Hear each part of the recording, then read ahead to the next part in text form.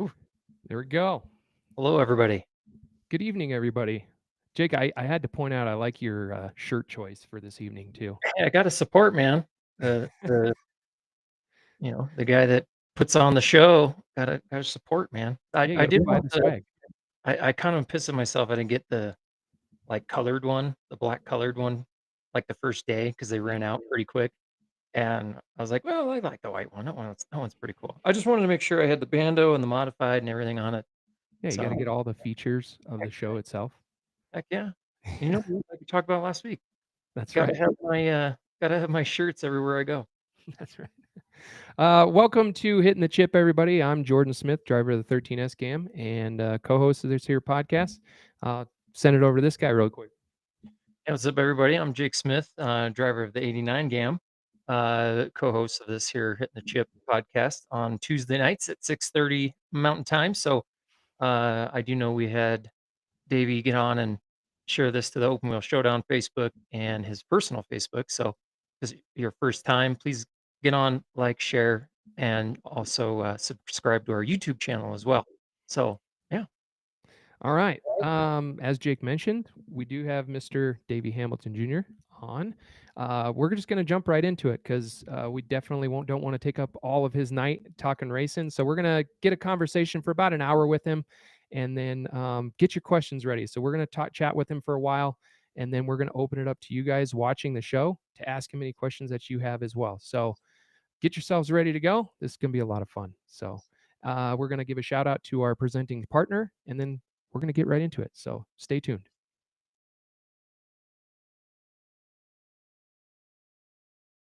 I know he's down there just making noises, stalling. He just puts so much work into keeping this act going.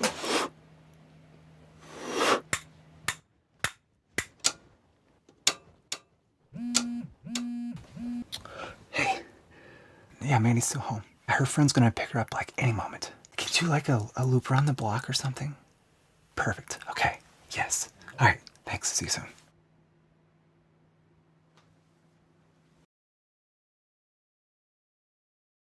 Oh, see, technical difficulties. See, I'm telling you, like I'm terrible at this. But welcome to the show, man. Thanks for taking the time to come on with us tonight. We really appreciate it. Yeah, no, thank you guys for having me. I got to say, Jake, you mentioned the shirt selling out. I am yet 3 years. You'd think I would learn by now, but for the 3 years so far, I have not had a single Opal Showdown shirt. Besides, this is a media shirt, so I grabbed that. But I do not have a single Opal Showdown hoodie. Which I told myself this is the year. I'm going to get a black shirt. I'm going to have it. I'm going to make sure I have it. And I got so caught up within the event, I didn't even get a chance. Oh, damn it. So you're luckier than me. I promise. Sweet. I'll take it. Well, and the funny thing is, you guys had the merch trailer right next to the ticketing booth that first day. So I mean, I could have just walked 10 feet over and got my shirt right away. I was like, oh, I'll just, we'll get our tickets, move the truck, and you know, I'll get one. And then it was just like psh, out of sight, out of mind. And then all of a sudden it was like Thursday. I'm like, oh shit, I need to get my shirt. Damn it. Yeah.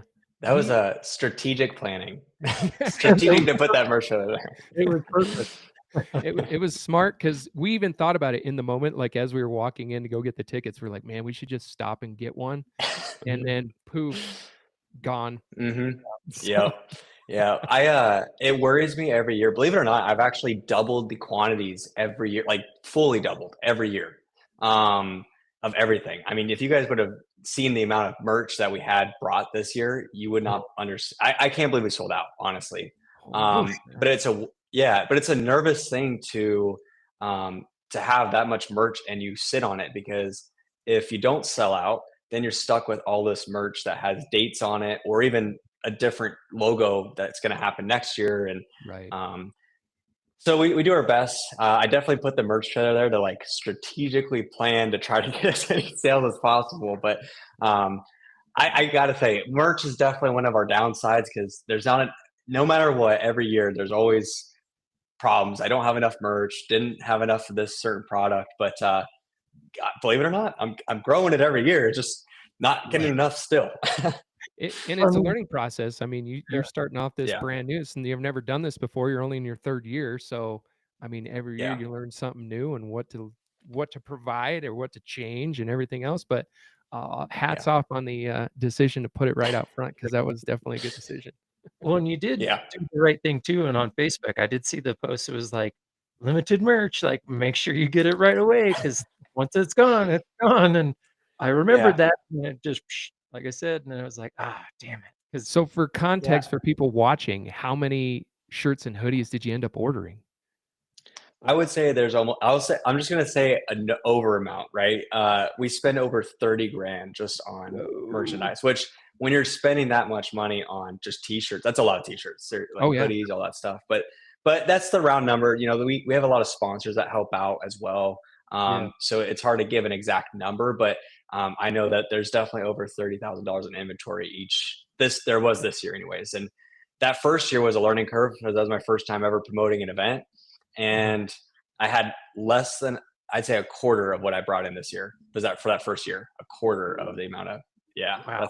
That was a pretty big change. Yeah. But that year I was dealing with not enough bathroom problems. You know, I didn't have enough Right. porta potties around the venue. So That luckily, was the not many first people thing were we complaining did. about the merch. That was the first thing we did when we got to the racetrack and we parked. Okay, where's the Where's the bathroom? You bathroom? gotta, Sweet. yeah. I still have complaints about it. I gotta get better on it, but it's getting better. You know, the track, we're doing our best we can. But as you guys saw, though, I mean, when you have that many teams and staging lanes and uh, vehicles and cars, it's hard to properly place bathrooms. Believe it or not, you think Yeah. it's easy, but you try to think what it would work, and we're getting better. It's just still a learning curve for sure. Oh Yeah. yeah. I mean, Well, it's not easy to put on an event like this. So right. Yeah. Well, the Now we can track, stop talking about the poopers. You know what I mean? We can stop talking about that. So go to a different topic. well, what I was gonna say is, trailer parking as well. That section Mhm. behind the sprint cars I think that's the north, where they have like all those semi truck and trailers stored right there. It's like, you're like, ah, damn, we could put 100 more Oh, cars right there if they didn't have all that sitting there. But you got to work with what they give you, right? oh, it's a shame, and I'm very vocal about it, and I'm sure if this gets to them, they'll hear it too. But um, that pit area definitely, it hurts us from the amount of cars that we could have. It Mhm. hurts us from even the layout. I I'd say from what we got and how the configuration looks, it's as best as we can do. But if that Mhm. trucking company wasn't in that exact spot, you're talking another 50 to 75 straight up spots, easy, yeah. you know, Right. and Yeah. people didn't have to be shoved in a corner so far away. But um, it's unfortunate, but I get it. You know, that's they bring in money, man. They gotta, they're paying for that spot. It's not like it's free. Yeah. Well, Absolutely. I kind of like where you guys put the bandos because it was like an easy walk right to the grandstand. So it was like you didn't have to walk all the way around or be in the conglomerate over there by the fence where staging on the track Mhm. is. I was like, hey, this is actually kind of a nice little spot right here. Yeah. I'm on the huskier side, so I thank you for putting us pretty close proximity to the racetrack. So Yeah.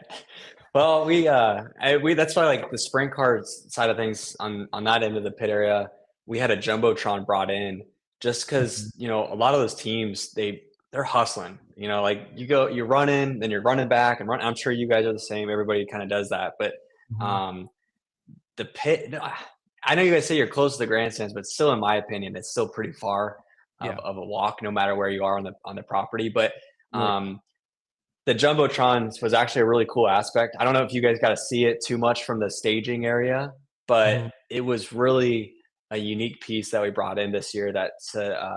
I think it just set our event apart. I mean, our teams were able to see what was going on, and even drivers.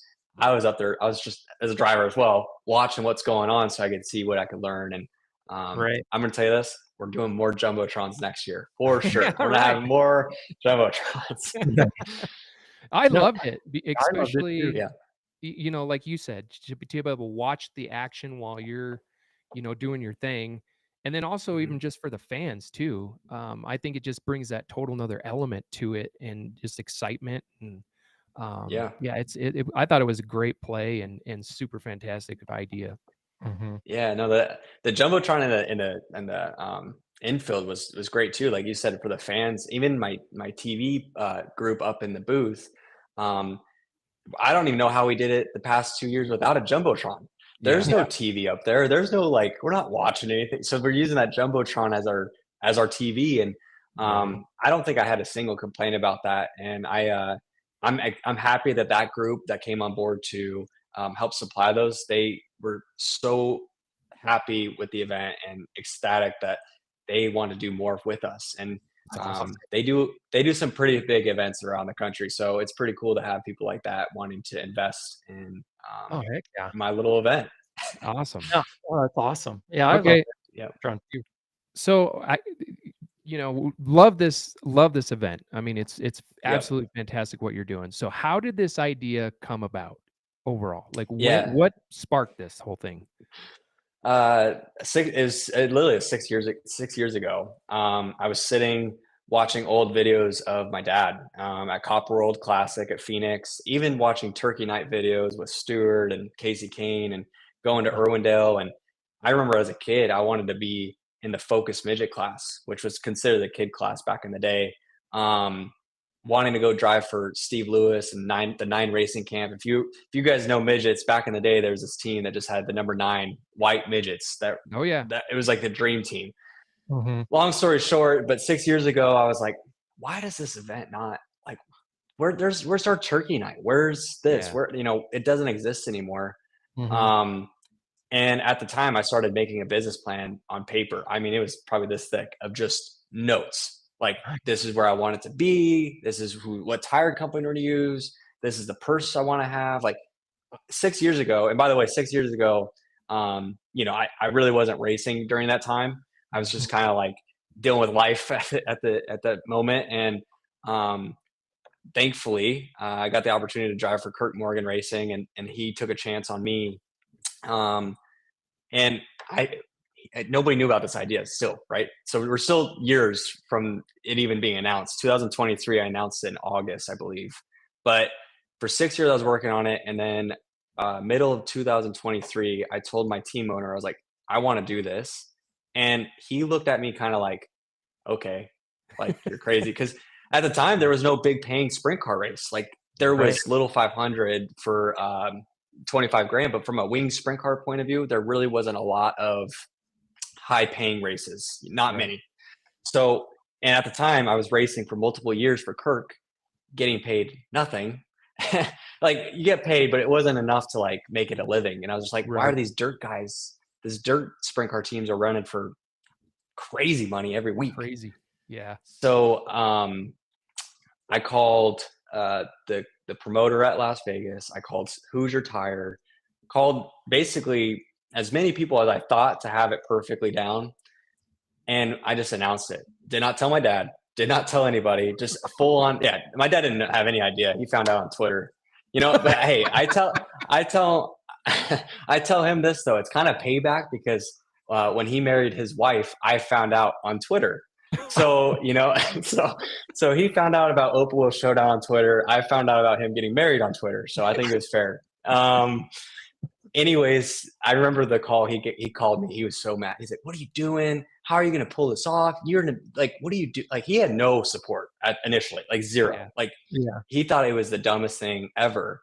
And I was like, "Don't worry. Like this is my idea. Like I believe in it. Like just let me show you what I could do." Right. Now he's definitely impressed. Same with my grandfather. They both admitted like they've never been able to put something on this big, and I've learned from them over the years. But it all started just 6 years ago. Put it on paper, looking back at old videos and wanting to be a part of an event like that. And I remember calling. You guys aren't familiar, but the Gerhardt family is pretty well known racing family in the whole racing world in Yeah. IndyCar short track racing. And I remember calling him up as like a mentor, just being like, why does this not exist? And he kept telling me like, it just doesn't work in our sport anymore. There's not really people that can make it worth value. And it didn't make sense. So I tried to prove everybody wrong when they say, hey, it's not going to work. And I will say, the Open Wheel Showdown has proven a lot of people wrong for, even the first year when I first announced the $150,000 purse, everybody said, oh, Davey's not going to pay that. There's no way he's going to pay that. Right.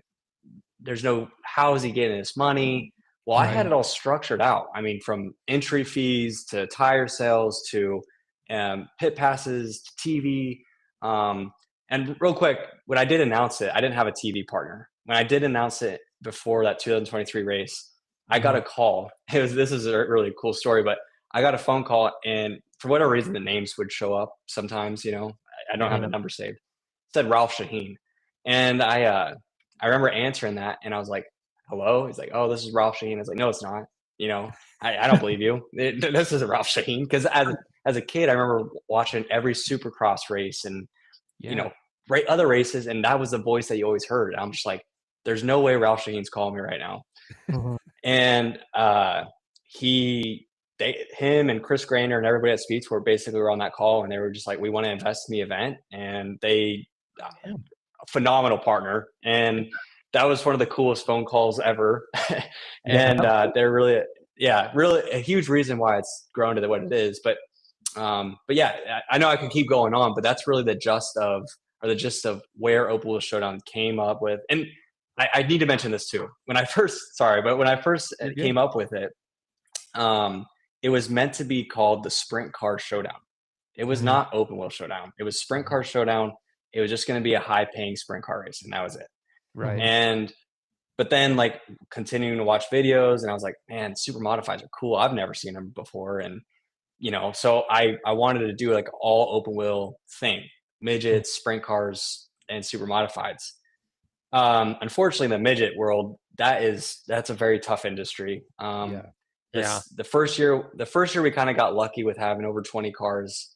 Then the second year, I want to say 2 months before the event, I had 8 entries total for $60,000 in prize money.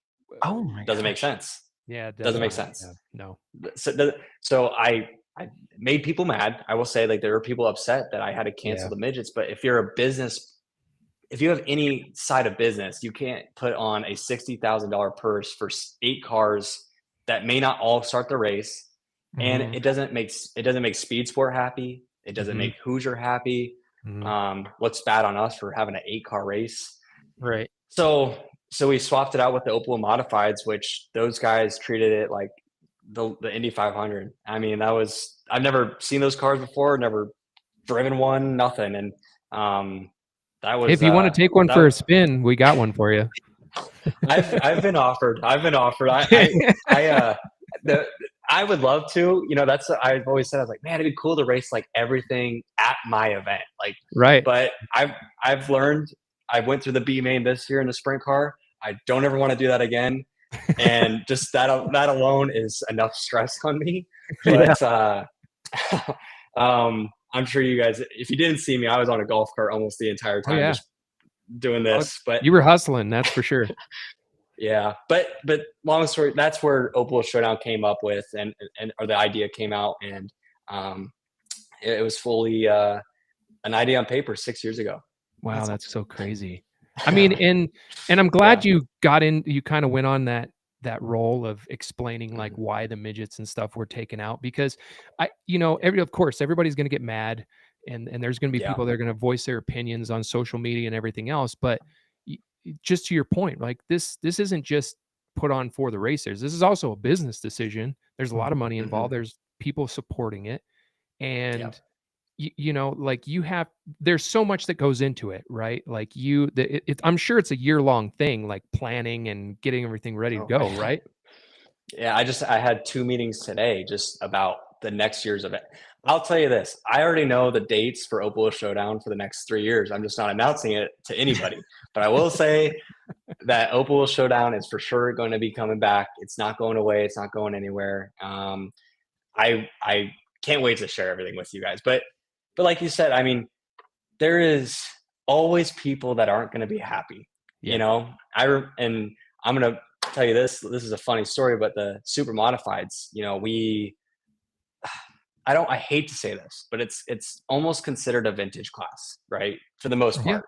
No, absolutely. And I don't mean that in a bad way. It's just truly like the West Coast super modifieds is not the East Coast super modifieds.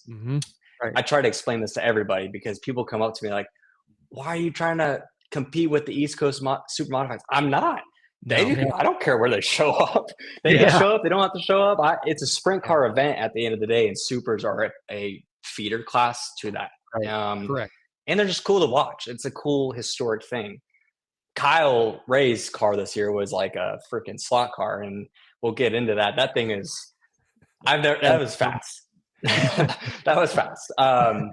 But I remember the first year, people think that like, because I was paying the sprint cars so much money that the super modified, there's one guy in particular, I'm not going to say his name, but he felt like, hey, he came up to me after the event. He goes, year one, he goes, Davey, great event, but I will never come back unless you make super modifieds 50,000 to win. And I said, okay, give me 50 grand. I'll make it 50,000 to win right now. Right. And sure, he no said, problem. exactly. And there was some, beverages involved in his conversation. The next year we announced super modifieds can enter the event. He was the first guy entered on that whole deal. And he still came last year, and it was the same purse. And I've kind of been blunt about this from the start. The sprint car purse, it makes sense. There's a lot of money that is brought in from sponsors to tires. Like there's a lot. So there's not a single person that's just putting up money to make it a big purse. It's really a combination of all the teams helping each other, whether they know it or not, chipping in towards that purse.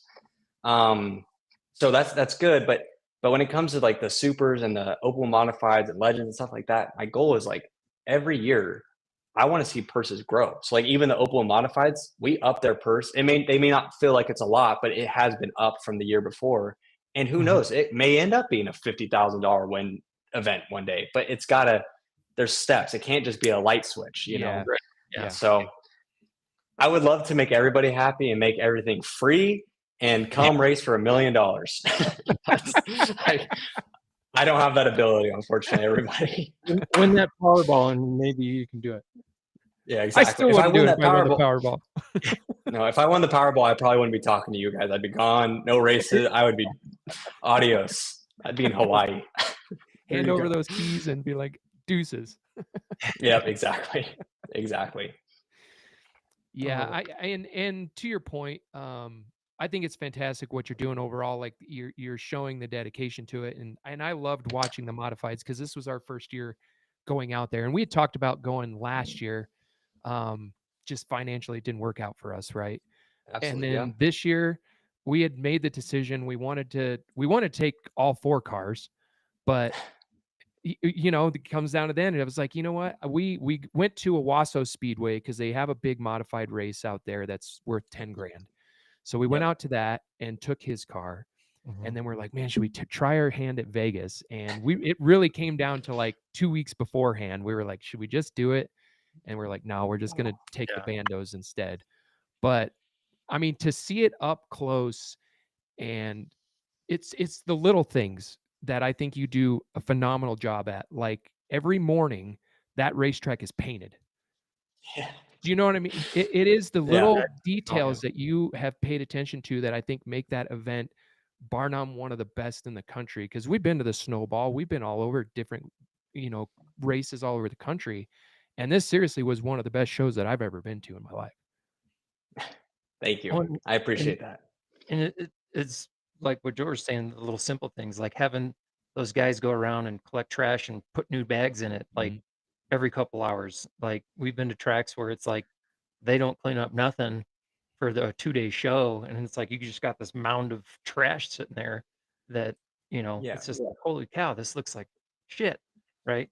So it's like those little things too. And and with George talking about going to the taking the modifieds, it was like we made that decision with the bandos, and then as soon as we pulled into the pits and saw like 20 something modifieds, we're like, my dad's like, shit, we should have brought the car. God, we made a mistake. Yeah, we made a mistake. God damn it.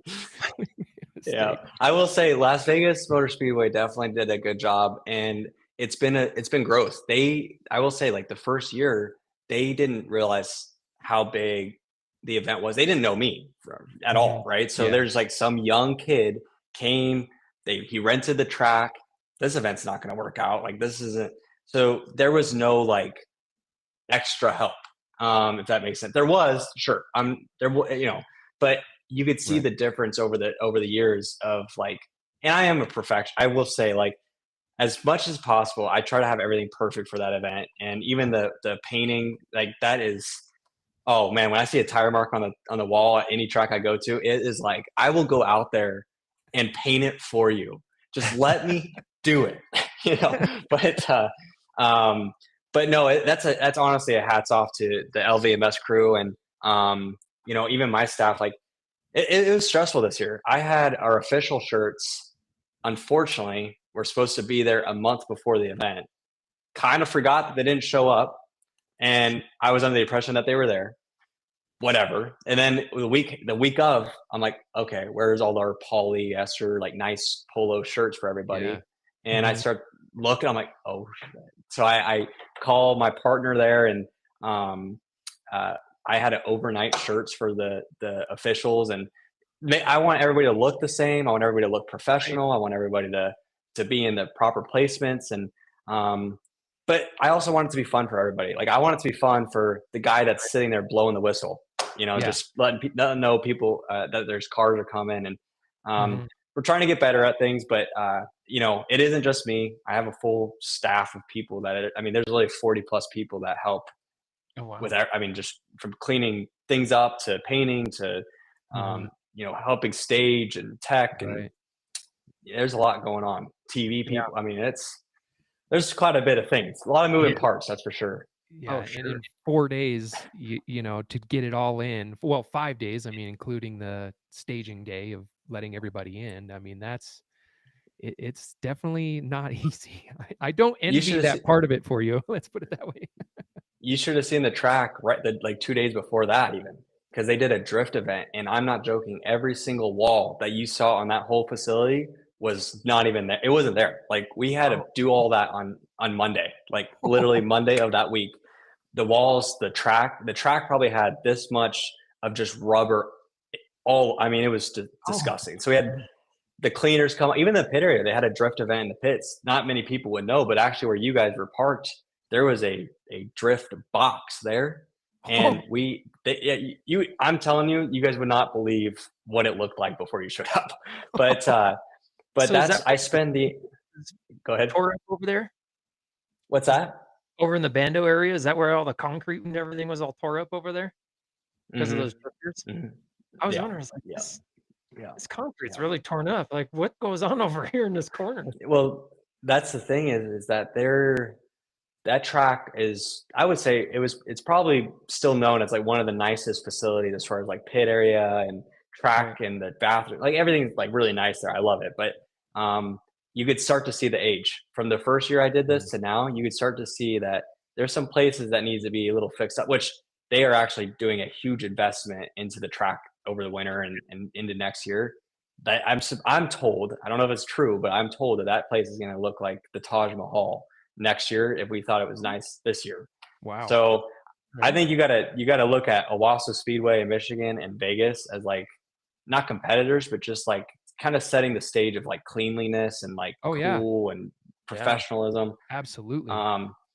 But I will say though, I know you guys are Colorado people. I gotta say huge shout out to that whole facility because I've never seen so many fans at a short track event.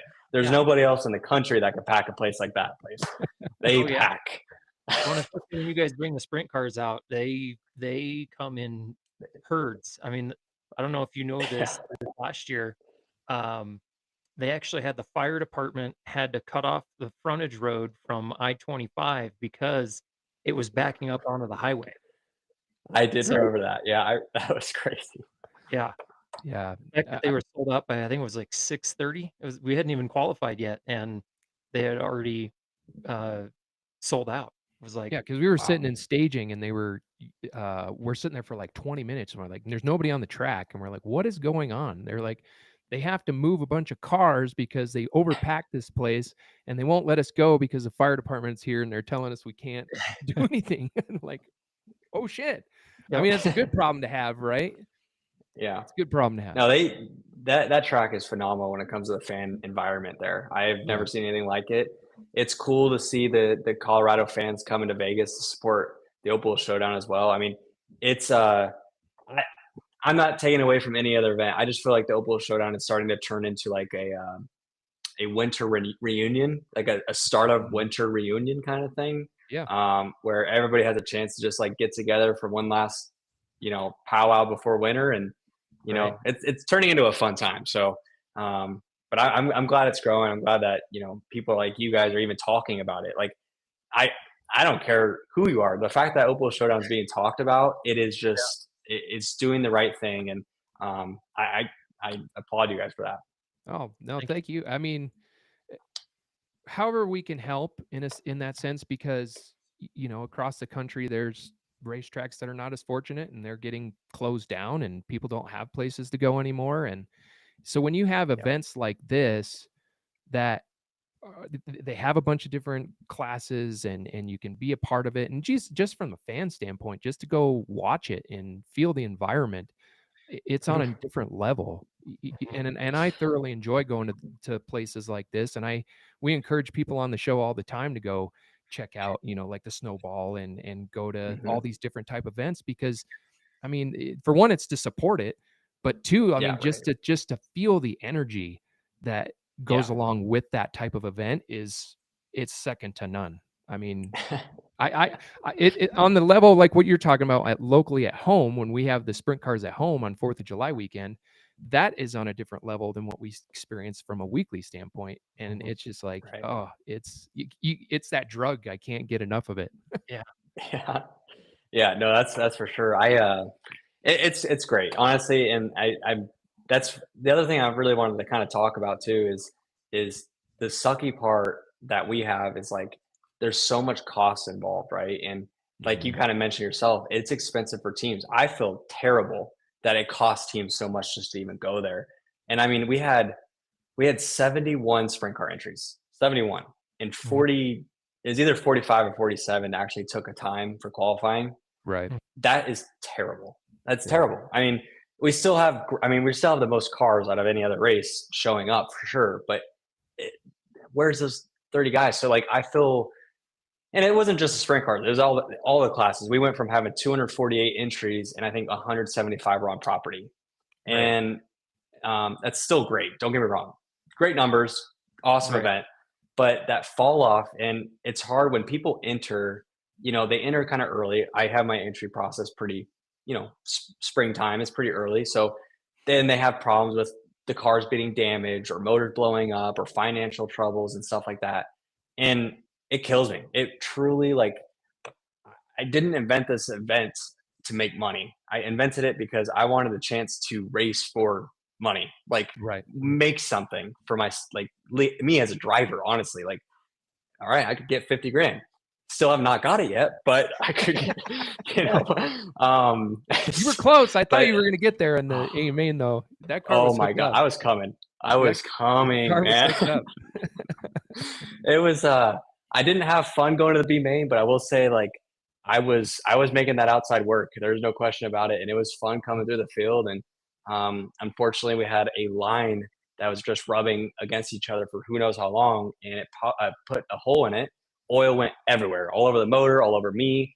I thought the motor blew up, to be honest with you. It was how it looks. Smoke goes up Yeah. and you're Yeah. covered, and rarely is the engine still on, but sometimes you have that situation. And so that's what I initially thought, but it was just a line, and that killed our race right there, unfortunately. But long story short, though, like the pricing of things, like I continue to like I had my debrief already for this year of notes and how I want to make things better and how I could get more teams there and help financially with things.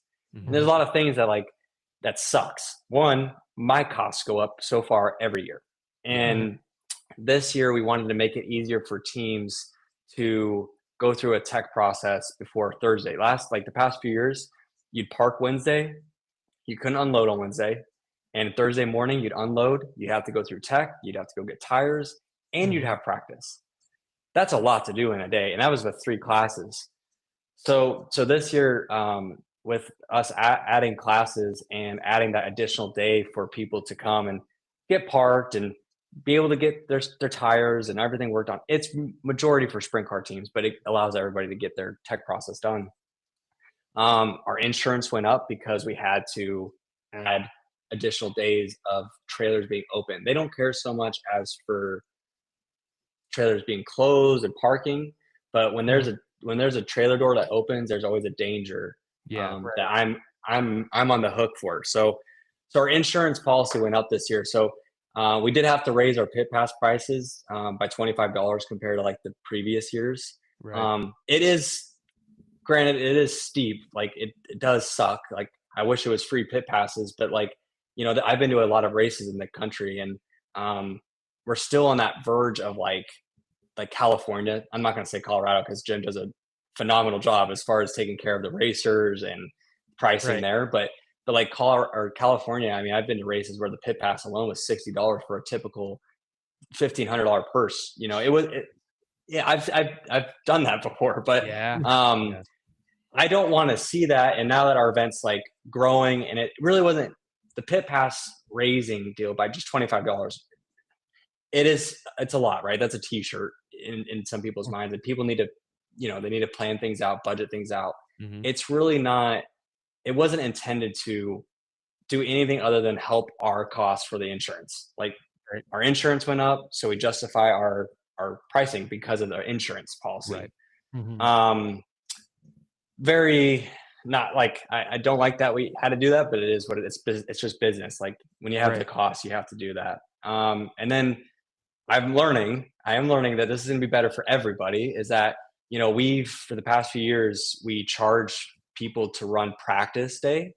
The reason why is because initially the deal, it was always a 3-year deal, but there's additional safety, like all the not the push trucks, but the medical stuff, the safety vehicles, the tow vehicles. That's all Las Vegas Motor Speedway. Right. And there's a lot of costs that are brought in just for that extra day even. So we still provide practice for Friday, like for all the classes. It's just not a lot. Like it's not enough to where you're probably going to be happy with your car.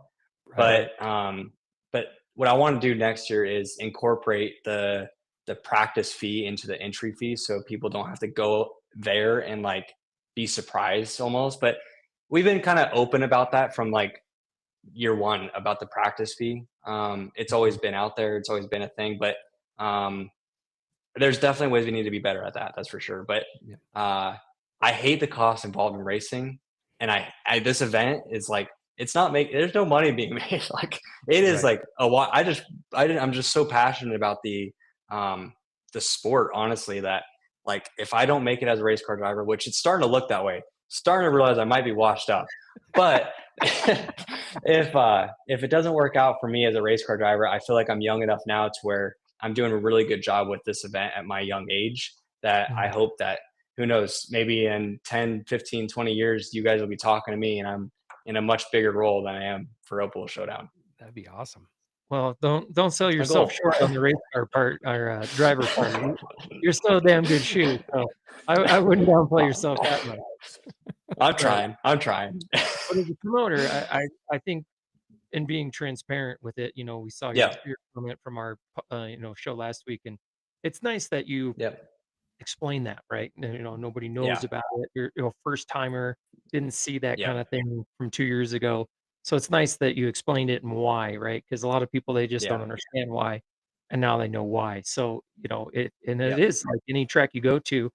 I mean, shoot, even when we went to Owasso for the hot shoe, we could practice Thursday, but we had to pay for it, right? And that was to pay for having track officials there, tow trucks, you know, medical personnel just in case something happened. And, you know, we even had, I know this was Friday, so it was a part of the 2-day show, but, you know, say somebody goes full throttle and gets the throttle stuck and hits the wall, like, got to have all that crew there to be able to, you know, get the driver in safety, but then, you know, clean up the track. So, you know, it's good that you're explaining that, and it shows you as a promoter and how you're always thinking and moving forward with what you're wanting to do and how you're wanting to do it. So I applaud you for that, for sure. I like to be too vocal sometimes. You know, people are like, you need to just shut up. You don't need to say that. You don't. And I do have that problem. I will say, I admit, I do struggle with that. But I think that also it's got its advantages too, of just like being so transparent of how I feel about the event, and also the problems and the things that I have to do to even keep this event going on and being successful. Yeah. I mean, luckily everybody is so excited for it every year now. And like, even my sponsors, like all the partners we have and all the support that we have, even BitNile, they've been my title sponsor for 3 years, and they have been they've been with me for a long time. And the fact that they've given me that chance that first year and they've seen it grow themselves, it's just like, I remember the owner of, I'm just telling you, the owner of BitNile is worth, he's got some bucks, right? So he's up there, and he's heavily involved in the IndyCar world. He was a part of my my Indy Lights program, and I remember that first year, he's like, Davey, this is all yours? Like, what you did all that? And that was the first year. Like, there wasn't that many people. There was only 3 classes, and just that whole staff, him, Tim, and John, that whole group at BitNile, to see their, and Joe, even that their whole mindset of that event has like really changed from that first year to be like, holy cow, like this isn't just a race anymore. It's starting to turn into like an environment. It's just like the camping area. I don't know if you guys went over there. It's a party. Oh yeah. They got lights. They got lights over there. They got banners. They got music playing, campfires going on. Well, that's the coolest. Speed Sport. I don't know who that blue trailer was that got that perfect spot right in turn 3, 4. That was that you? That was him. Oh, that's me. Oh yeah. They were like, man, spot right there. That's just like the best spot you could possibly get. Like, actually, yeah, that's actually the sweetest spot of the whole trip, really. That's a great that was point. a good spot. That's a great point. Like, it goes back to the environment, that aura. It's not just what happens on the racetrack; it's the party that goes on around it as well. Yeah. And we talked about it in our last show, and I'm sure you're thinking about it from ahead, because it's like, how are those other little fan experiences to make that part of it grow as well, right? I mean, 100%. We talked about it. We're like, shit, next year, screw getting an Airbnb. We're just going to party at the racetrack. That's going to be badass. And then we don't have to, go very far. And hey, when you have Ari Lindike Sr., which I don't know if you guys know who that is, but Ari Lindike Sr. is like one of the fastest man alive, for IndyCar, and has a record at Indianapolis Motor Speedway. And he was parked next to me. I mean, just so cool. And he'll go hang out with anybody. He'll go walk over to somebody else's bus and be like, just hanging out. And I don't think some of these people probably don't even know who he is. They don't realize like who that person is. I mean, we had Bentley Warren and Mark Martin came the past few years. He didn't make it out this year, but it is special. And like you said, the fan experience. I found out 2 days ago that Las Vegas Motor Speedway had a miniature, call it like a 10-foot tall "Welcome to Las Vegas" sign, like like that main famous "Welcome to Las Vegas" sign on the strip. Yeah. I was so upset. Why did you guys not tell me that you guys had that? I would have used it. Yeah, no kidding. So I got to put that in my notes for next year. You know what I mean? So yeah, exactly. But I was thinking, even like, I think so much, like, I have a lot of connections in the IndyCar world, obviously, with a lot of people. And there's no doubt in my mind that next year we're going to be having a big concert. There's no question about it. That's awesome. And then I would love to see a Ferris wheel. Man, can you imagine that? Like, just that'd be cool. Behind the probably won't ever be approved. Yeah, it probably won't get approved, but that would be your really insurance might awesome. go up. Just might go up. Yeah, my rental fee too. It's just but that'd be so cool to be at the very top and like overlooking the racetrack and just like seeing the cars. But I'm like a superstitious guy, so like I don't like flying, I don't like elevators, I don't like, I now do not like driving motorhomes, because I almost died driving to Tampa this last week. The other day. Yeah, that was scary. But I would not get on that ferry. If we did bring one in, I wouldn't get on it, because I don't trust those things either. So I let everybody else. Yeah. That's me being honest. A lot of people don't know my personality, but I am I am afraid of flying. I'm afraid of elevators. People like think I'm joking. Like, I remember that, I drive the IndyCar 2-seater. So they'll bring me at all these events and give people rides, and I'll talk to people before I get in the car, and they're like, you'll do this and you're scared to get in the elevator. I'm like, I'll do this with my eyes closed. I mean, this is, I have no problem doing this stuff, but elevators and flying, don't do it.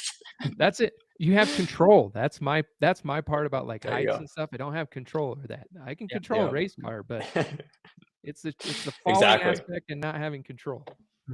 Exactly. Yeah. So one other little question that I had too was when you were initially thinking about this idea, why Las Vegas? I remember racing there as a kid. I had the opportunity to race. So believe it or not, and not many people know this, but I was Jesse Love's driver coach a No long kidding. time ago. And he just won the Xfinity championship. Wow. So I have pictures, and I actually drove for his dad in Focus Midgets. Jesse and his dad had a nice little midget team, and I was living in San Francisco at the time, and he was like my mini me. I mean, he was at the races where I was running the sprint car, and Jesse was just like this little blonde, tall, like skinny kind of kid.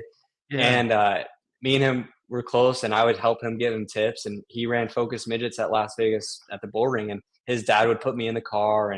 But obviously he is way better than I am. So either I did my job right, or he was just way more talented than I thought. But that was a long time ago. I mean, I'll try to pull up a picture here just to show you guys. But it's cool though. But that's where it all started. That's why I picked Las Vegas. Is I always thought of that venue was just so nice. Like it's I remember going there in 2011 when my dad ran the IndyCar race, and I always thought, I was like, man, that is just a cool little racetrack. Like I always thought I'd race on the big track, but that never happened. But the little track, I think it's just a cool atmosphere, man. Like there's no other racetrack in the country for like short track pavement racing that you're like pulling into like a super speedway type feeling venue.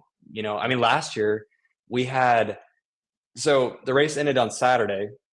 Sunday, they had Indy cars testing on the road course right there, right by the bull ring on the outside.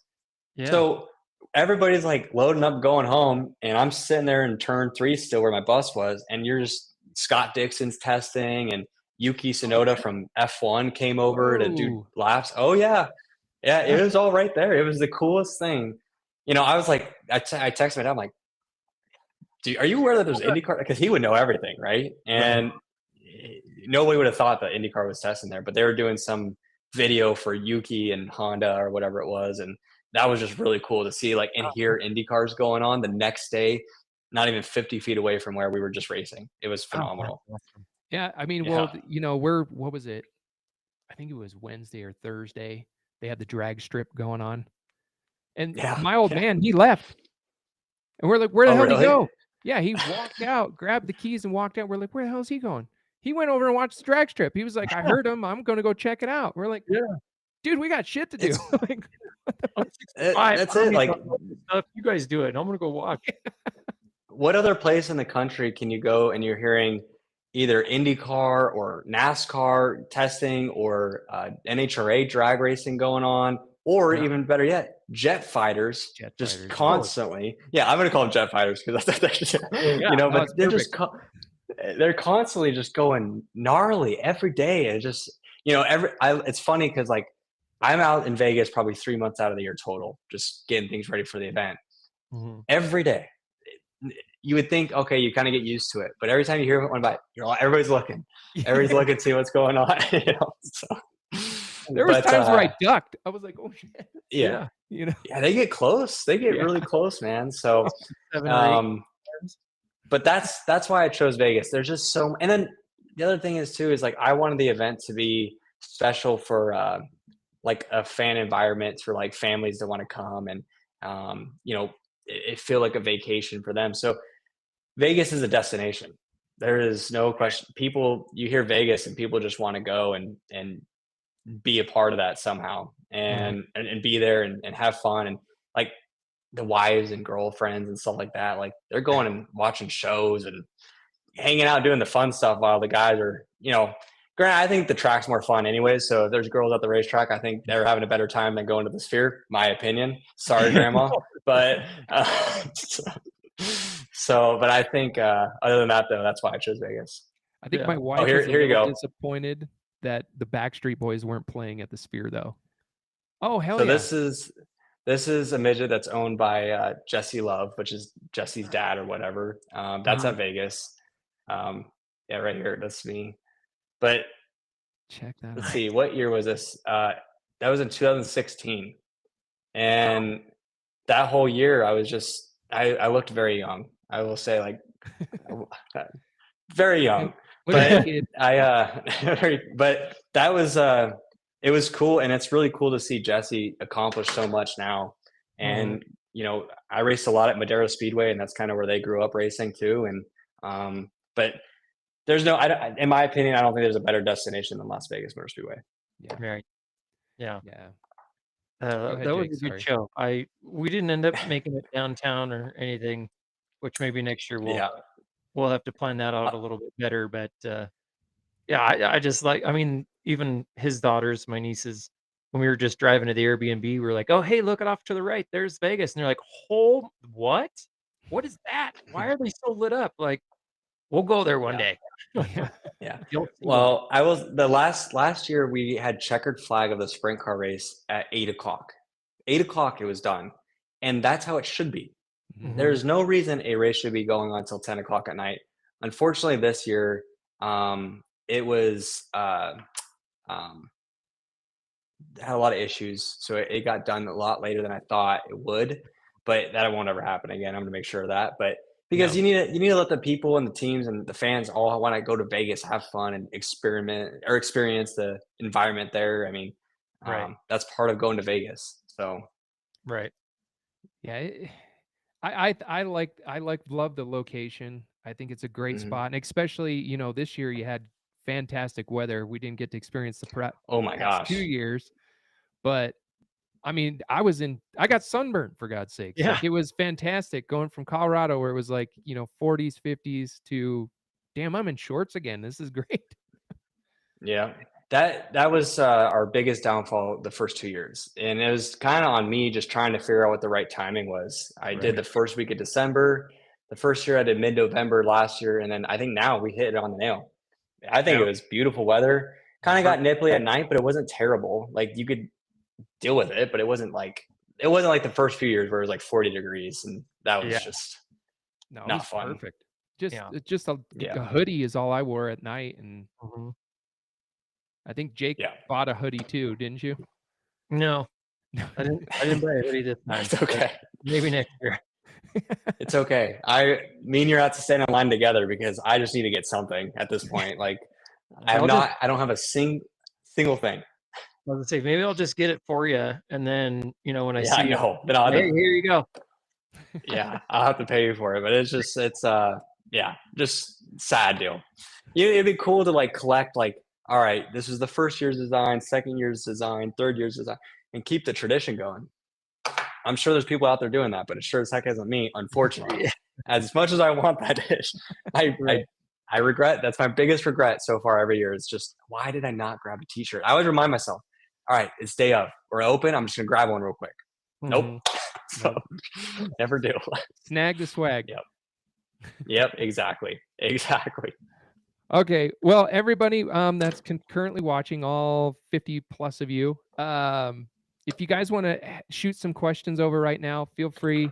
We're going to give Davey a little bit of time here to answer anything that you guys might have. So start shooting them off in the comments section. If you have anything that you want to ask in particular, feel free to take advantage of it right now while we got a few more minutes with them. So Jake, you get to see them first. So I'll let you announce them as they come through. Yeah, we had one kind of early from Mark Bremkamp at 6:55. If you want to pull it up. 6:55 here. Let me pull that up. Right here. I'll let you read it off.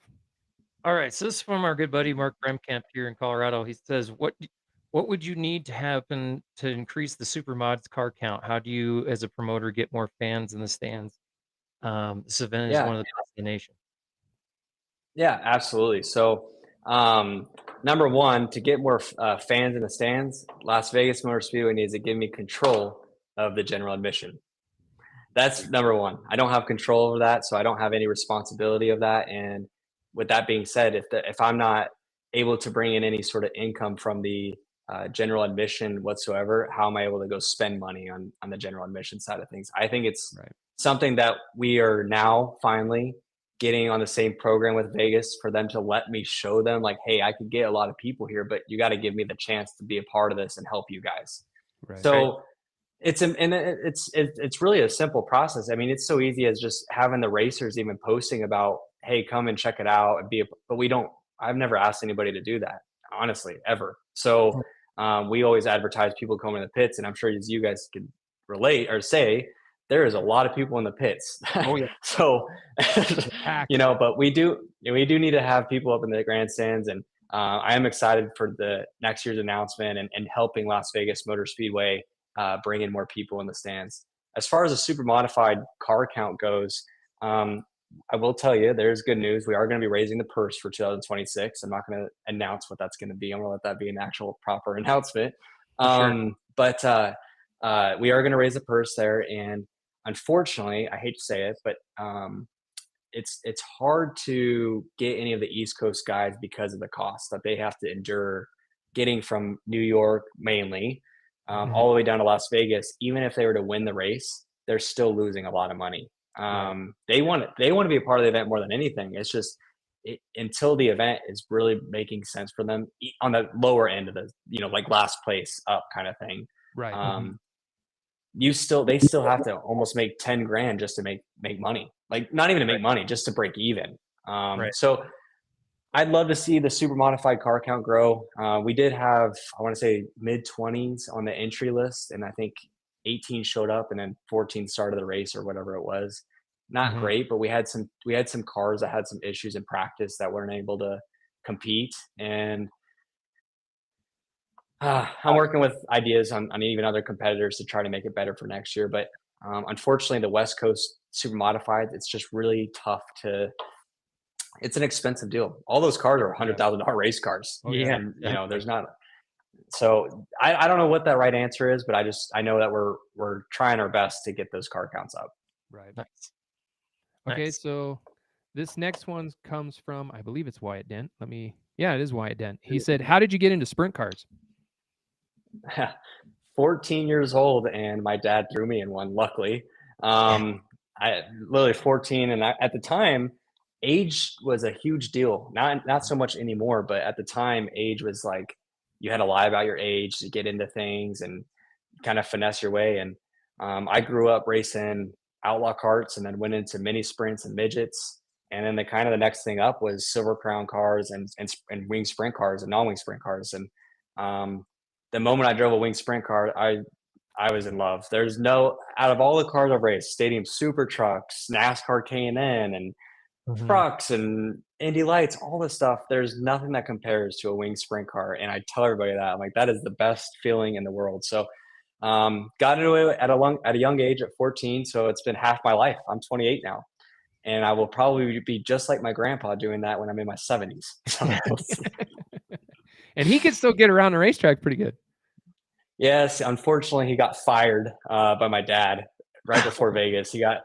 I hate to say that, but my dad was very concerned with his health, and just it's time where you got to say, hey, like, we all want you there, we love you, and but there's a point where you got to say, all right, like, unfortunately, I'm sure he's not feeling too well because his car ended up winning the race that he usually races, but that's the only downside. But yeah, our whole family, we're just full-time racers, man. We're going to be racing till at least mid-70s for sure. Awesome. Nice. That's awesome. All right, Jake, you want to read this next one from Jason? Yeah. Do you have any plans on driving a super mod? Yeah, I raced last year in a super modified for Mike Muldoon out in New Jersey. And before that, I raced for him at the Budweiser Classic up in Oswego, New York. Nice. If he still calls me, I mean, there's still opportunities, but I've been so focused on my actual income racing stuff that I'm trying to build right with Indy Next and trying to get my hopes and goals and dreams to get to IndyCar. So it's been taking up a lot of my time. Like I usually race 50 plus times a year, and this year I did not race maybe half that, but it was just focusing on those other things. Right. As far as racing a super modified at Vegas for the Opal Showdown, never. I will never do it. Those I don't. That's just too gnarly for me. I'll go do somewhere else. But that's seeing Kyle and my dad. I mean, they're not scared to go into the corners full throttle. And I mean, I'll do it in a wing sprint car, but those supers are not they're not forgiving. I mean, No. you get twitchy and you'll hit the wall. And I will say Kyle's car was really impressive to watch. But I hope to be back in a super modified one day, but I don't think it'll be at the Opal Showdown anytime soon. Okay. Well, All right. what about if we started racing super mods at CNS and get you out on a super modified CNS? Huh? Still no? That's even crazy. That's too big. Way too crazy. Yeah. That's gnarly. Listen, in the Indy Next car, it's turned into not really so much driver. It's turned into how big your balls are. I hate to say that, but really, like you got to send it into those corners full throttle. And if you're not full throttle going in those corners, you're way off the pace. Yeah. And that's where I've struggled this year. It's like it doesn't make sense. It should not make this corner. And the super modified don't have the telemetry and the engineers and the aerodynamics that an Indy Next car has. So watching the super modifieds do it, count me out. I love it. That's hilarious. This comes from Enola Mueller. Are you going to keep the bandos on there for future years? Yeah, I mean, right now we're working on our classes for 2026. I think it's important that kids have an event to be a part of to see potential into being in a bigger class at that event in the future. Yeah. Not many people get into sprint cars at a young age anymore. And it's really rare. Kind of people want to go the stock car route and stuff like that. But I want to see the Bandoleros stay. I think they should stay. I'm not going to say what we're doing yet, but I will say I definitely anticipate on them staying. Okay, cool. Good. Yeah, I mean, it was fun. The bandos this year, I know they caused a lot of the delays that you were speaking of earlier, which was kind of a bummer. Yes. But I mean, we have come up with ideas already, and like I said, I already done my 20-page debrief of just the event overall and everything that I need to fix and do better. But the Bandoleros, I feel like, is a huge key to being a part of the event and just having a kid. Do I think the timing of it was right? No. I think we need to do a better job of what time they race at and when they race at, just so it doesn't affect the overall timing of the ending of the event, you know? Right.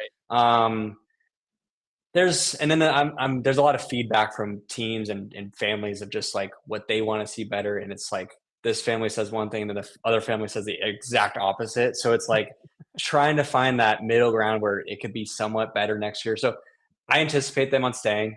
I know that would make her happy. I know that make you guys happy too. And it would honestly make me happy. I think it's great for them I mean, look at the trophy that they're competing for. It is it's not a little trophy. No. We walked into the ticket office, right? And they were all sitting there. Yeah. And both my girls were like, "Oh, those are cool. Where's our trophy?" I was like, "It's one of those." And like, no way. I was like, "Yeah, like, you go out and win. This could be one of yours." Like, yes, it is. Yeah.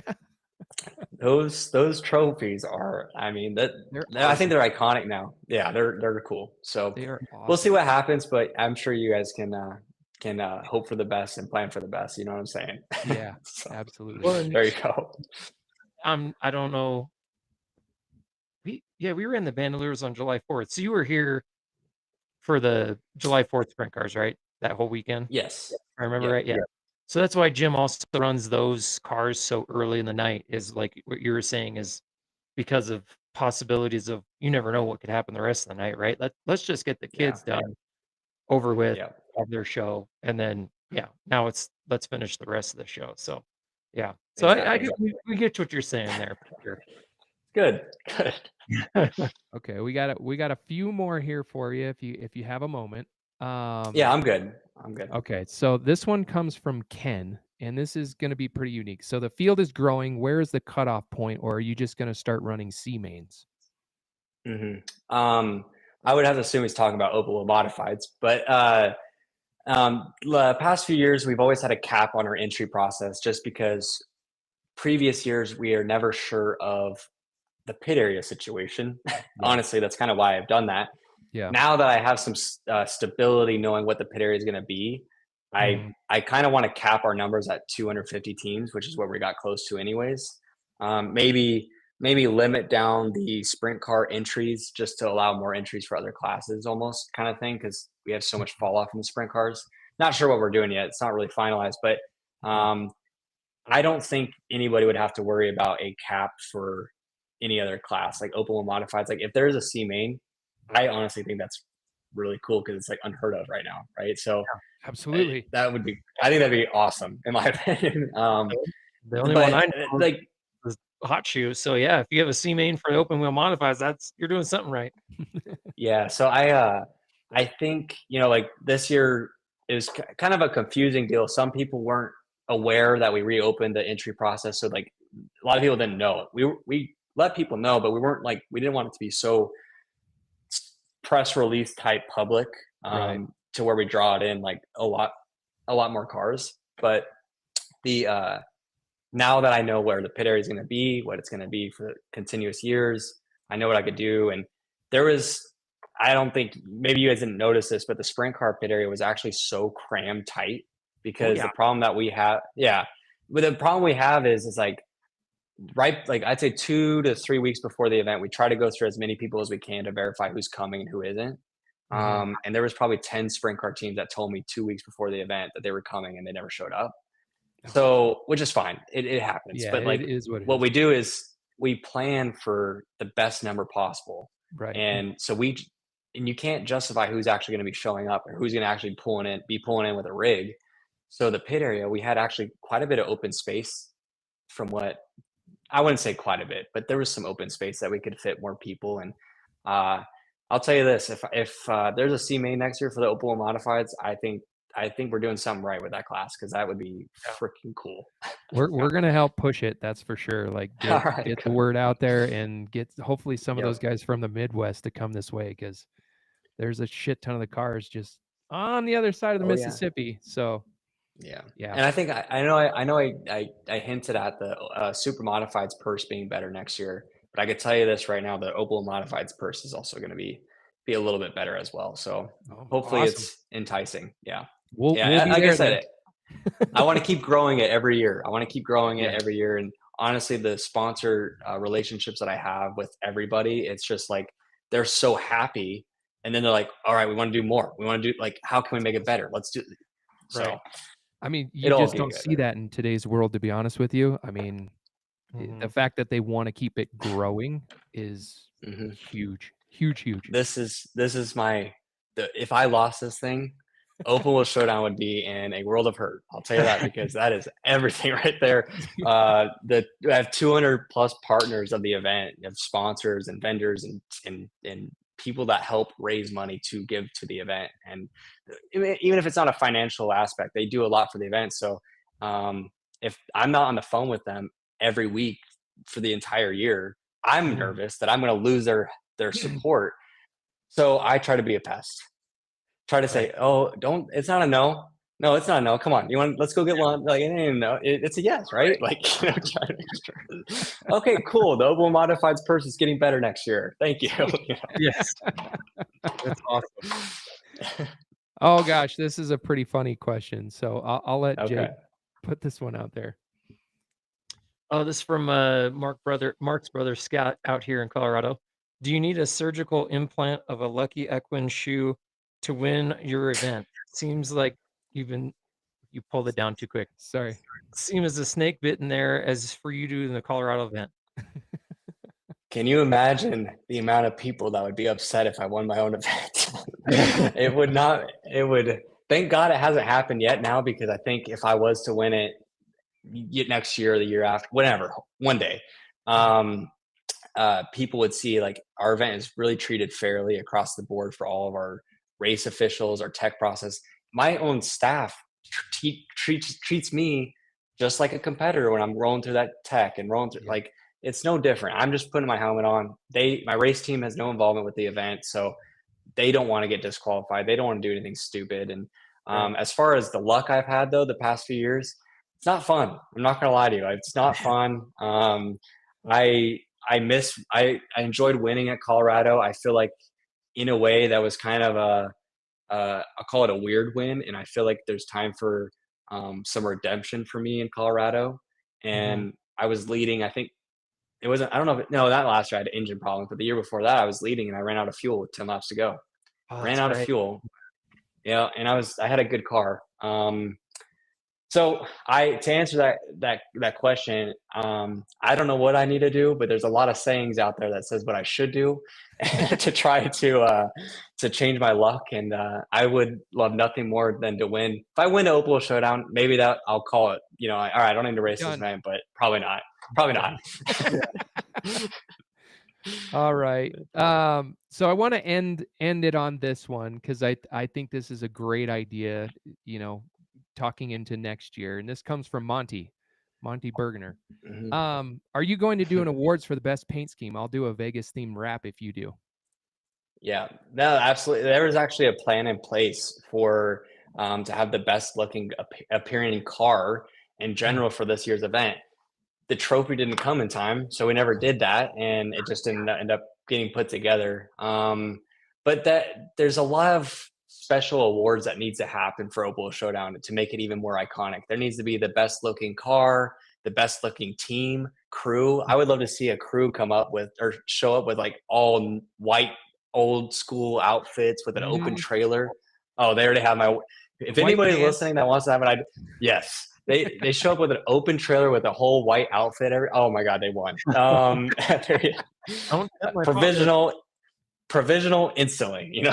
So, but next year we'll definitely be doing a lot more special awards. I think it's definitely time to do something unique and make it fun for everybody.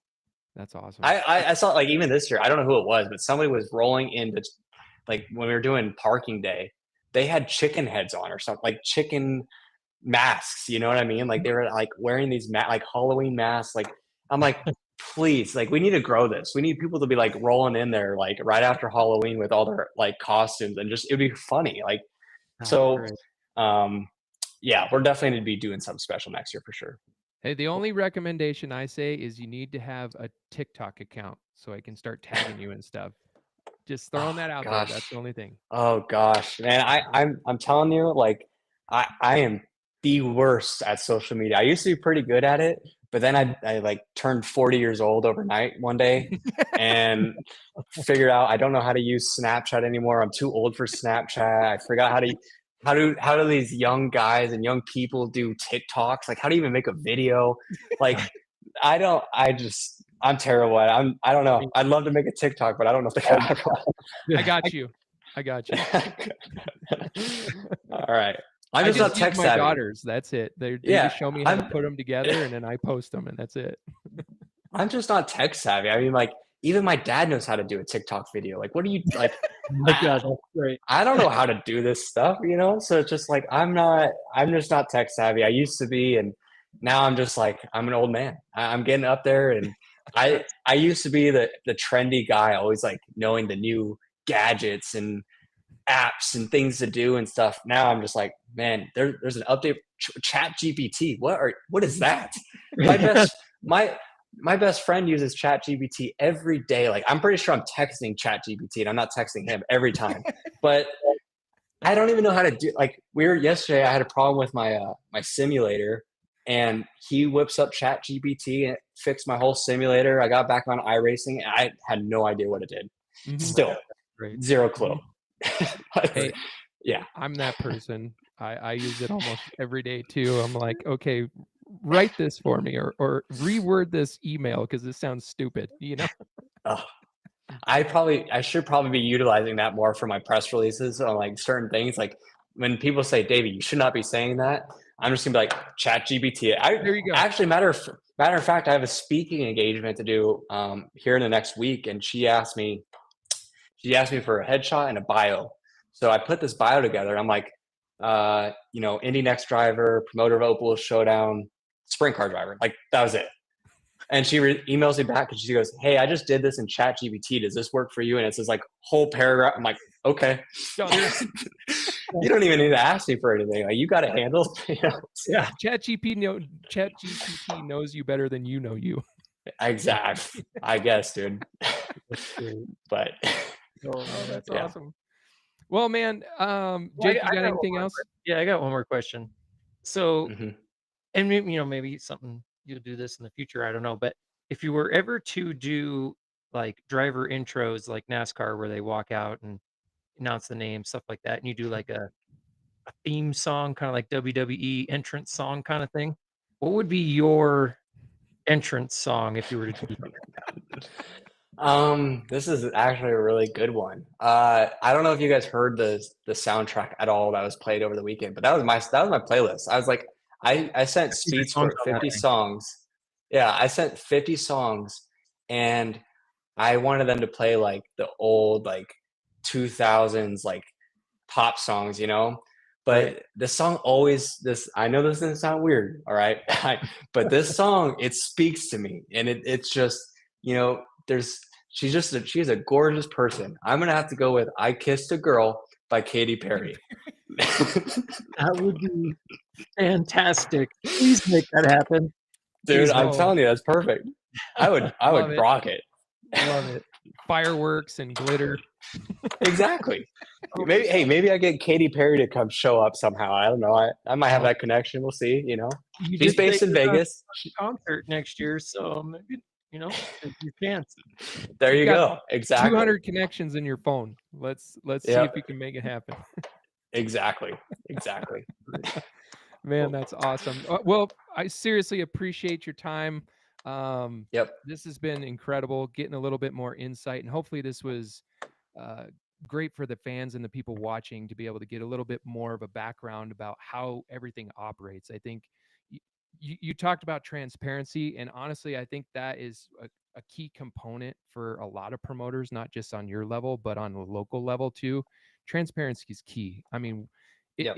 if you explain it, and it's easier to consume, and then you understand why, and then you can, then hopefully maybe there might not be so much pushback or negative aspect on social and all that crap. So hats off to you for being transparent. I really do appreciate that. No, and I thank you guys again for having me. I mean, it's cool to come on and do some of these podcasts just to like share the ins and outs of the event and even give a insight of me. A lot of people don't know me that go to the Mhm. race, and Mhm. but again, thank you guys again. And if you ever want me back, feel free to give me a call. Oh, absolutely. We're doing that. We do this at the end of every show, though. Do you have any sponsors or anybody that you want to give a shout out to? Well, I would have 200 people to say, but I mean, obviously, I just got to say thank you to. I've reached out to dang near everybody that has helped Opal Showdown in general, from partners to staff members to everybody. And at the end of the day, I can't thank the fans, the teams, the sponsors, the drivers, the the moms, the wives, the dads, like everybody is the reason why Opal Showdown is growing. It's not just me. Like I'm doing work to make it happen, but if it would not work out if you guys were not showing up. So honestly, it's really a kudos to everybody and patting themselves on their back, because without them showing up or even watching the broadcast or even listening to a podcast or anything about it, our sport wouldn't survive. So Opal Showdown would not exist without the support of the fans. So it's really up to them. Awesome. Yeah. Well, cool, man. Well, thank you for your time. Yep. I really appreciate it. Jake, you have any closing thoughts? No, again, yeah, thanks for coming on. I know I hit you up last week, and I was actually expecting you to be like, "Oh, I'm busy, maybe like next week." And you were like, "Hey, let's do it Tuesday." I'm like, "Fuck, yes, hell yeah!" I called him right away. I was like, "Dude, Davey's in." Dude, all right, I'm doing a post right now. It's like, yeah, all right. Yeah. We were pretty. I definitely have a lot going on, but I like to. I'll forget. I mean, I'll put it in my notes, but I'll end up forgetting. Like there is so much stuff I have that is planned out Mhm. that was approached to me before the Opal Showdown event that I have to go dig through my emails to be like, okay, I knew or know I have to do this call or this appearance or something, and look back and get it. So I prefer, let's go, let's just do it Yeah. now. So, There you go. but anyways, guys, I appreciate it. Thank you so much. Yeah, thank Awesome. you. Well, take it easy, man, and we'll talk to you soon. We'll definitely keep in touch. Yep. Sounds All good, right, buddy. guys. Thanks. See ya. There you go, Man, Mr. Hamilton himself. So that hope entrance, that entrance song. that That's was funny. fantastic. That's great. That's great. Man, there's a lot to dissect there, but I mean, the good news is it ain't going anywhere, Right. It's growing. and it's And it, growing. I mean, and he like you just said, on alluded to it. yeah, alluded to it. And anybody that's follow the Open Wheel Showdown page and his personal page. Um, he's, I'm sure, going to put press releases out here. Who knows when, but I would assume sometime soon in the next, weeks or month or so. That, well, like you said, people can prepare and get ready for next year. So yeah, keep an eye on that. That's awesome. I do love that part of it where he announces it so early. Hmm. And I know he talked about that, how, it's great because we had so many people sign up initially and then it kind of dwindles. Yeah. But it creates that excitement. You start to see the names on the list, and again, as a fan, you're like, "Damn, look at all so Yeah. and so showing up." Well, Right. like this year, Kyle Busch showed up. Hmm. Um, yeah, I thought I think it's phenomenal what he's doing. Yeah. Absolutely phenomenal. I just to hear from where it started, where it's at now, and where he's obviously thinking of where he wants it to go. It's awesome. And local short track racing needs that. Yeah. Like I think I said it last week. This is gonna compare to the snowball derby. Like snowball derby is its own thing, obviously. Super late model racing and some other feeder stuff for the other days that are there. But I mean, this is slowly becoming the snowball derby of open wheel racing. Well, And and not just exciting. open wheel racing, but for west of the Mississippi, Right. right? Biggest parts of racing happen east of the Mississippi, but Hmm. asphalt wise, Right. not a whole lot happens out here. There's not a whole lot of racetracks left out Right. the west part of the country. Hmm. So the fact that this is going to be a namestay, I think it's going to be phenomenal. So, Yeah. but Yeah. Looking forward to it now. yeah, definitely. I Is mean, it is it November next year yet? yeah. I think that's one that we have circled on our schedule already for next season. Hmm. I would say for hopefully all four cars, we can get all four back down there, since it sounds like they're gonna run the bandos again. Yeah. Might have to hit up Kyle Ray on maybe bringing one of the bigger cars in his trailer, or if it's better to just take the two bandos. I don't know if Kyle ends up going again next year. Oh Yeah. yeah, it would be awesome if he does. So fingers crossed that he gets that thing back and put together and wants to do it. But if not, then I guess we'll be hauling three trailers out there. Yeah, we'll have to figure that one out. Yeah. Nathan Gasser, can you take one of our bandos? Yeah, this is I know he's got a stacker. anybody with a stacker, we're already asking a Yeah. year ahead of time. Right. Um, but thank you all who tuned in and posting your questions, and I thought it was a great conversation, and super humble and outgoing guy, and very honest and Hmm. transparent. What more could you ask for from a promoter, honestly? I mean, he's got a great head on his shoulders, and he's thinking ahead, Hmm. and nothing goes unnoticed, and the feedback, right? Like, he got feedback already that he's working on. So I hats off, man. That was an incredible interview. Yeah. And I've physically have never spoke with Davey.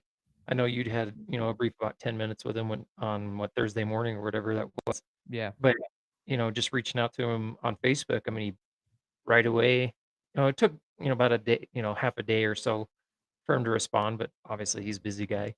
But I mean, he was very quick, very honest. Like you said, he was like, "Hey, let's just do this right now. Yeah. Let's just get it out of the way. Let's do it. I got time." And, like you said, he's a busy guy. So the fact that he made some time for us, that's in our books, that's awesome, right? Yeah. We're just this small little podcast that we're trying to, highlight some local racing and promote stuff like this.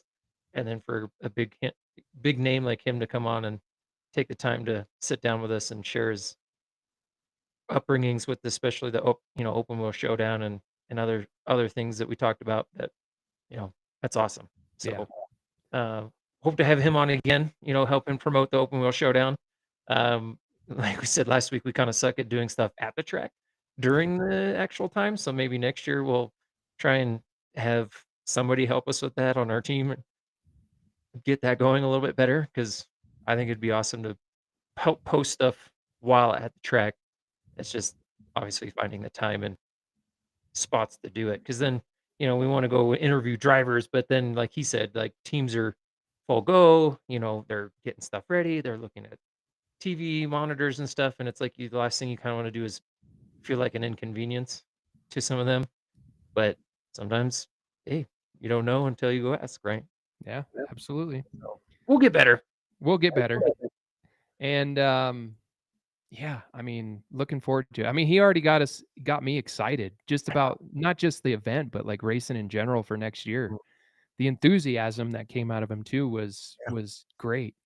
The and I guess that other final thought about it was thinking of the racer itself or themselves, right? Thinking about their financial burdens that it takes to go to these type of events, and how can we make that better? How can we make this something to where everybody can afford it and everybody can be a part of it and enjoy what the true grassroots of racing is supposed to truly be about. So hats off to him for thinking outside the box, trying to make it. I know we talked about the prices and stuff on our last show, Yeah. but it is. I mean, that's a part of racing and all the things that go into it. And he talked about a lot of those touch points of insurance and people, and it's not easy to put on an event like this, but yeah, to understand that part of it and try to do what the best you can to make it affordable, I think is key. Right. Well, and then even just the small details of, hey, we had to slam. And anybody that didn't go, when he was talking about the sprint cars parking, he Oh, was not kidding. yeah. Them things were, I mean, trailers were probably 6 inches from the trailer next to them. They were on Like, top of each other. they were on top of each other. Like, I was thoroughly impressed on how they got some of them trailers in there. And there's some trailers, they're like NASCAR haulers. So the fact that they were able to, get them in there nice and tight and square like that, hats off to the people driving those things, because I sometimes struggle with a goddamn uh, freaking 2,500 Ram with a 32-foot trailer. Not even that. Not even It's that. 28. Yeah, it's 27 feet. Yeah. A 9-point turn into a freaking 18-foot wide spot. Yelling at me through the window. Oh man.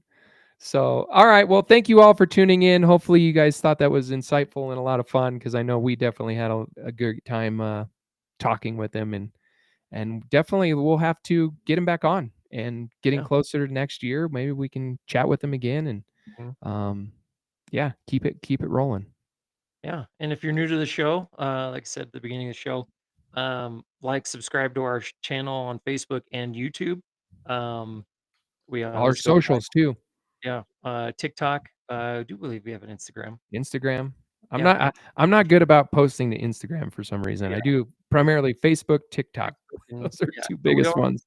We always have our shows on YouTube, so if you ever want to go back and watch other shows, it's always on YouTube and Facebook. Just we post a lot on Facebook, so you have to kind of scroll a ways to see all the other shows, but YouTube always has our backup for the shows. So again, like, subscribe, and share our show, and we'd love to get our viewership up there. So appreciate everybody jumping on tonight and watching Davey. So for me, that's it. Yeah, same here. We will be back next Tuesday, even though it's Thanksgiving week. We're gonna do another show, so stay tuned on all of our social channels to get a little update about what we're gonna be talking about. So, thank you all again for tuning in. This has been Hitting the Chip, and have a great evening, everybody. Good night. Talk to you soon.